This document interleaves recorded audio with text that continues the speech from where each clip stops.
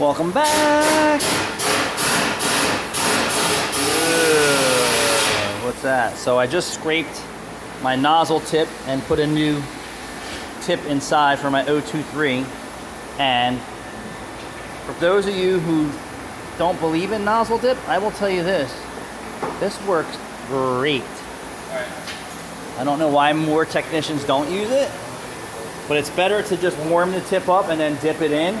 Or you can just dip it in when it's cold and then just run a bead and then you'll see it drip out. But definitely be careful because that drip will melt on your skin. So I just ran that bead right there, right? You see it? You sees it? My phone's jacked up.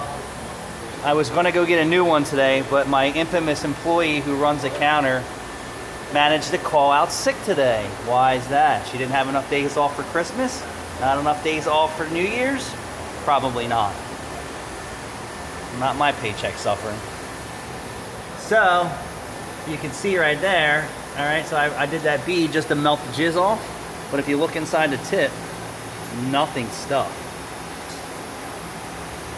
Nozzle dip works.